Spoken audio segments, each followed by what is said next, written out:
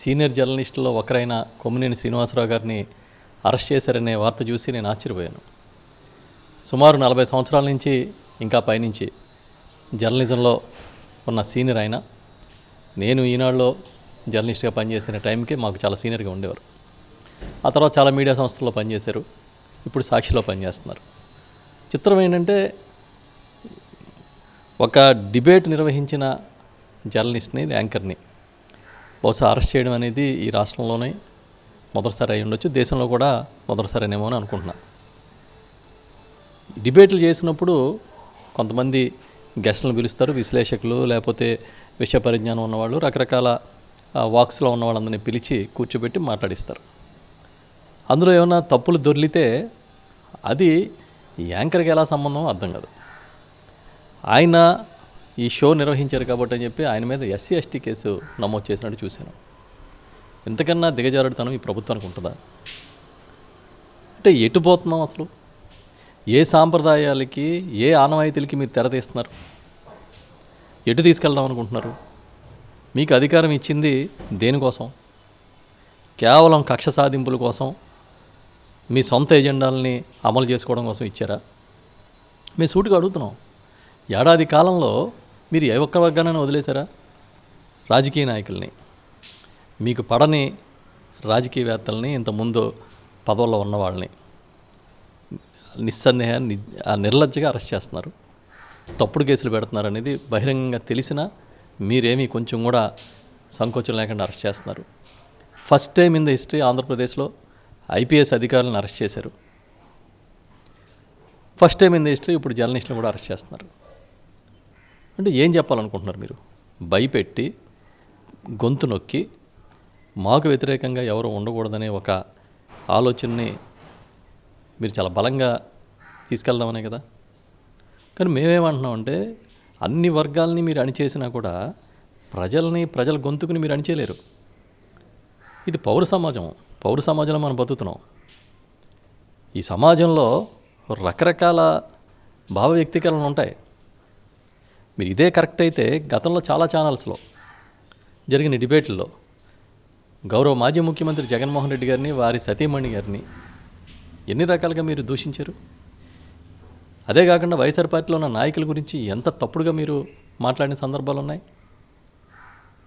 సాక్షాత్తు తెలుగుదేశం పార్టీ ఆఫీస్లో కూర్చుని ముఖ్యమంత్రిగా ఉన్నప్పుడు జగన్మోహన్ రెడ్డి గారి గురించి ఎంత తప్పుడుగా మీరు ఏ పదాలు వాడారో ఒకసారి గుర్తు చేసుకోండి. ఇవాళ మీరు వచ్చి అధికారంలోకి వచ్చిన వెంటనే మీరేదో పెద్ద నిజాయితీ పరుల్లాగా మాట్లాడుతూ ఉన్నారు. ఆ డిబేట్లో జరిగింది తప్పు. మహిళల్ని కించపరచడం ఎవరు చేసినా తప్పే. దాన్ని ఎవరు మేము సమర్థించాం. అది చాలా తప్పుడు వ్యాఖ్యానాలు అనేది నిర్ద్వందంగా మేము ఖండిస్తున్నాం.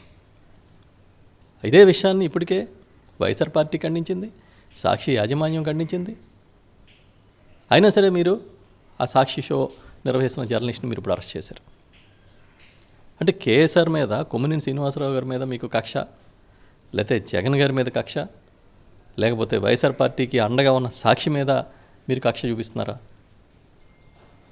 ఒకవేళ ఇదే కానీ కరెక్ట్ అయితే మీ 4 ఛానల్స్, మీకు మద్దతు ఇచ్చే 4 పత్రికలు, ఇవే వ్యవస్థల పార్టీలు, 4 పార్టీలు వ్యవస్థలు నడుపుతాయని అనుకుంటే అది కరెక్ట్ కాదు. అది ఇవాళ ఈ రాష్ట్రంలో చాలా కొత్త వరవడులకి మీరు శ్రీకారం చుట్టారు. తప్పుడు కేసులు బనాయిస్తున్నారు. చిత్రం ఏంటంటే, కొమ్మినేని గారి మీద ఎస్సీ ఎస్టీ కేసు పెట్టారని చూశాను. అసలు ఏ విధంగా వర్తిస్తుంది?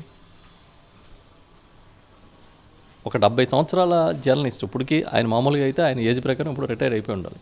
కానీ ఇవాళకి ఉత్సాహంగా తన సీనియారిటీని జర్నలిజం రంగంలో చూపిస్తూ ఉన్నారు. అలాంటి కొమ్మినేని మీరు అరెస్ట్ చేశారు. అంటే మీరు జర్నలిస్టులు అందరూ కూడా మెసేజ్ పంపాలని ఈ రాష్ట్రంలో ఉన్న జర్నలిస్టులకి, మాకు వ్యతిరేకంగా మాట్లాడొద్దు, మాకు వ్యతిరేకంగా చూపించొద్దు, మాకు వ్యతిరేకంగా మీరు గొంతు ఎత్తడానికి వీల్లేదని ఒక మెసేజ్ పంపాలనేది మీ ఆరాటం అనుకుంటున్నా. మీరు సొంతంగా ఒక రాజ్యాంగం రాసుకుని అమలు చేస్తే రేపు భవిష్యత్తులో కూడా ఎవరి రాజ్యాంగాలు వాళ్ళు రాసుకుంటారు.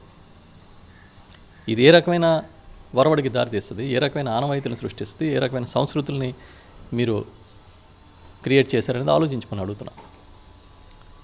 చంద్రబాబు నాయుడు గారు, ఆయన సర్కారు ఖచ్చితంగా ఇలాంటి చర్యలకి బాధ్యత వహించాల్సి వస్తుంది. మీరు తప్పించుకోలేరు. ఎవరో ఇచ్చిన పిటిషన్కి కేసు కట్టారని చెప్పి మీరు తప్పించుకోలేరు. ఎందుకంటే నిన్న మీ ట్వీట్లు చూస్తేనే అర్థమైంది. రెండోది, పోలీసు అత్యుత్సాహం. వాళ్ళ పోలీసులు ఎలా పనిచేస్తున్నారంటే, వాళ్ళ ఒంటి మీద ఉన్నది కాకి డ్రెస్సు, మేము 3 సింహాలు 4 సింహాలు పెట్టుకుని ఉన్నాము, నీతి నిజాయితీలతో పనిచేయాలనే ఆలోచనే లేదు. అలా ఏ సెక్షన్లు వేస్తున్నారో, ఏం కేసులు కడుతున్నారో, ఎంత దారుణంగా దుర్భాషలు ఆడుతున్నారు, ఆ హై హ్యాండెడ్నెస్ ఏంటి. ఒకప్పుడు ఉండేది పోలీస్ హై హ్యాండెడ్నెస్, అలాంటి హై హ్యాండెడ్నెస్ మళ్ళీ ఇప్పుడు వచ్చింది. భయంకరమైన పరిస్థితులు కనబడుతున్నాయి రాష్ట్రంలో.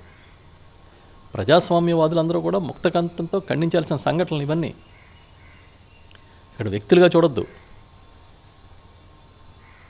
వాళ్ళు జగన్మోహన్ రెడ్డి గారిని, వారి సతీమణి భారతి మేడంని ఊర్లో వాడల్లో ప్రతి చోట నిన్నటి నుంచి ఎంత దారుణంగా అబ్యూజ్ చేస్తున్నారు. ఫోటోలు పెట్టి చెప్పులు తీసుకొడుతున్నారు, మహిళలతో ఊరేగింపులు చేయిస్తున్నారు, పిటిషన్లు ఇప్పిస్తున్నారు పోలీస్ స్టేషన్లో. దీన్ని ఏమంటారు? డైవర్షన్ కదా, డైవర్షన్ పాలిటిక్స్ కదా. వీటిని ఏమంటారు? ఎంత దుర్మార్గంగా మీరు గొంతు నొక్కేయాలనుకుంటే ఎంతమంది నొక్కుతారు? ఎన్ని గొంతుల్ని మీరు అణిచివేసి ఉంచగలుగుతారు? మేమైతే చాలా తీవ్రంగా ఖండిస్తున్నాం. నేను ఒక జర్నలిస్ట్గా పనిచేసిన వాడిగా, ఒక రాజకీయ నాయకుడిగా ఉన్నవాడిగా, నేను ఇవాళ ఇది మంచి పద్ధతి కాదు, మంచి సాంప్రదాయం కాదు మీరు సృష్టించింది. దీన్ని ఇమీడియట్గా పునరాలోచించుకోమని ప్రభుత్వాన్ని నేను డిమాండ్ చేస్తున్నాను.